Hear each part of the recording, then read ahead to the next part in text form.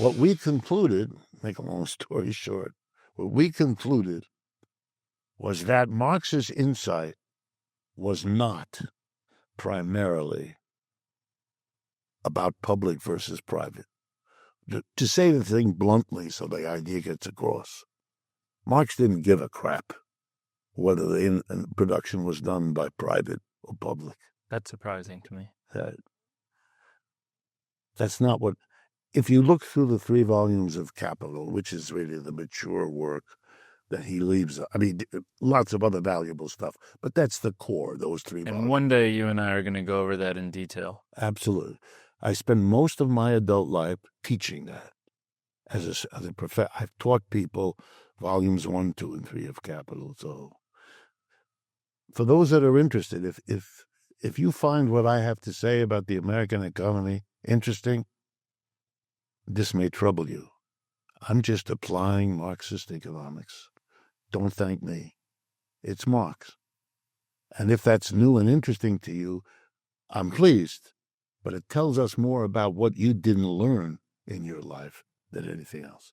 It's been there for all. Anyway, if you look at volume 1, which is the only of the 3 volumes that Marx himself actually wrote, volumes 2 and 3 occurred after Marx was dead and gone, was put together volume 2 by his colleague Friedrich Engels, and volume 3, because Engels was then dead, by a German Marxist who came after them named Karl Kautsky. So, because I teach this stuff, I know this stuff, right? So volume 1,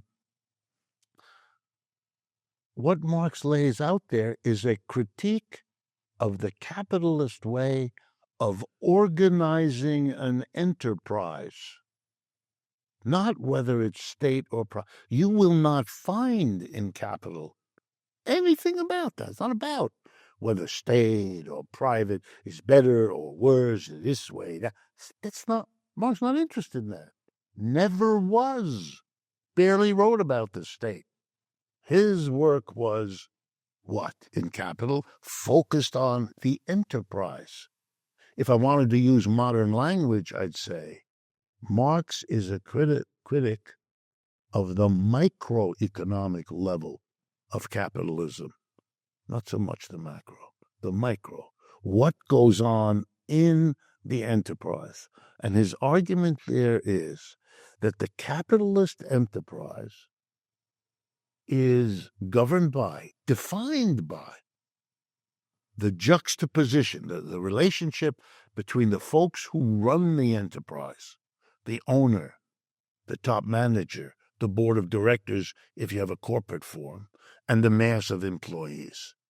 That this relationship of capitalism demonstrates that it didn't make the break from slavery and feudalism that it thought it did.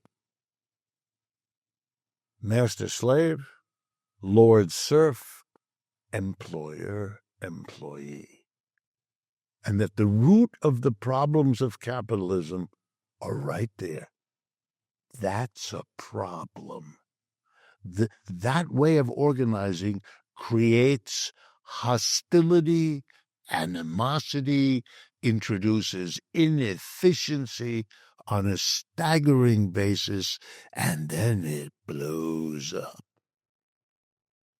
And so if you want to make a transition from capitalism to something really different, you have to do it at the level of the enterprise. Not that you don't talk about public and private, that's fine, collective, individual, all that's perfectly part of a story. You better include the core. And the core is, have you been willing, and now I'm going to use language for Americans to point hard, are you a Democrat with a small d, or are you not? Do you believe in democracy, or do you not? Because if you do, it has to start in the enterprise. One person, one vote. Everybody in the business has an equal say in what happens, because you're all affected by the decisions, what to produce, how to produce, where to produce, and what to do with the product. You're all affected in an enterprise by those decisions. But in capitalism, you're excluded if you're an employee from making them. Those are made by the employer.